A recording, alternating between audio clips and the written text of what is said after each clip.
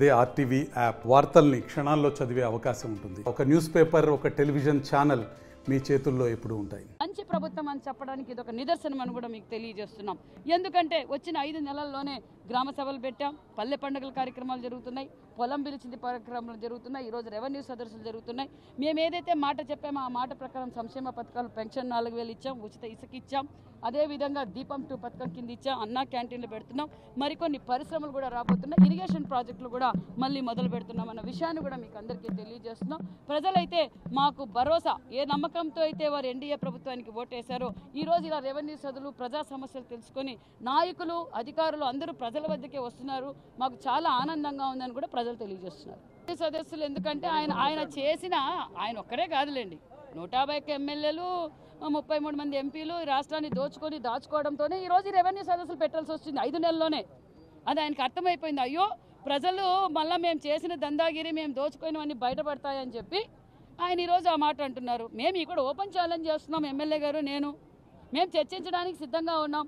మీరు 14-19లో మేము ఏం చేసాం, మరి 19-24లో వాళ్ళు ఏం చేశారు, మేము 5 నెలల్లో వచ్చి మేము ఏం చేసాం, ఇంకా రాబోయే కాలంలో మేము ఏం చేయబోతున్నామో చెప్పడానికి సిద్ధంగా ఉన్నాం. మరి ప్రజల కోసం పోరాటం చేయకుండా ఎక్కడో బెంగళూరులోనూ ప్యాలెస్లో కూర్చుంటే కాదండి. రమ్మనండి చర్చకు, అసెంబ్లీకి రమ్మన్నాం, అసెంబ్లీకి రాలేదు. రమ్మనండి, అసెంబ్లీకి రమ్మనండి, చర్చించడానికి రమ్మనండి, మేము సిద్ధంగా ఉన్నాం. అవన్నీ బయటపడతాయని ఉనికి చాటుకోవడం కోసం ఆయన ఉన్నాను అని ఉనికి చాటుకునే కోసం చెప్పింటాడు. ఆ అబ్బాయిని అరెస్ట్ చేశారండి. అది ఒక ఆ అమ్మాయికి కూడా ట్రీట్మెంట్ కూడా ఇప్పించాం, ఆ అమ్మాయి కూడా రికవర్ అయింది. దగ్గరగానే ఆ అబ్బాయికి కఠినమైన శిక్షణ పడతాం. మరీ ఇలాంటివి జరగకుండా కూడా జాగ్రత్త పడుతున్నాం.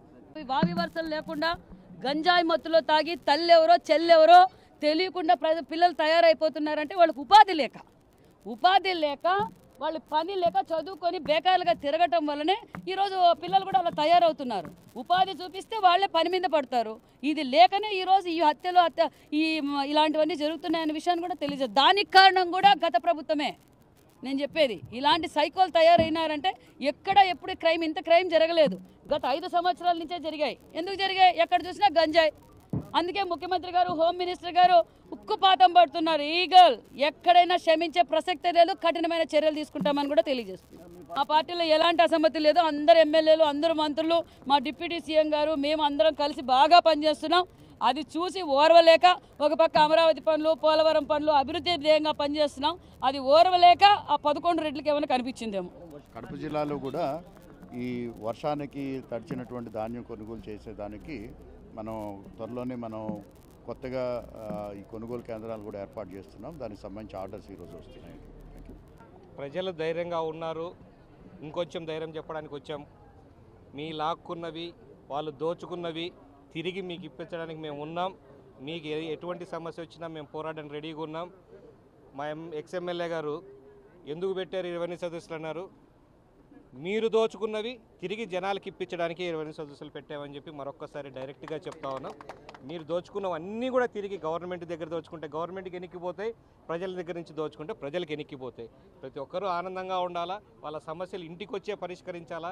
వారికి సేవకులు మన కలెక్టర్ గారు అంత కాన్ఫిడెంట్గా చెప్పారంటే తెలుగుదేశం ప్రభుత్వం, కూటమి ప్రభుత్వం ఒక చిత్తశుద్ధి తెలియజెప్పడం కోసం ఈ రెవెన్యూ సదస్సులు పెట్టి మేమందరం పాల్గొనడం జరిగింది. మరిన్ని వీడియోస్ కోసం ఛానల్ ని సబ్స్క్రైబ్ చేయండి, లేటెస్ట్ అప్డేట్స్ కోసం వాట్సాప్ ఛానల్ ని ఫాలో చేయండి, అండ్ లింక్ డిస్క్రిప్షన్ లో ఉంది.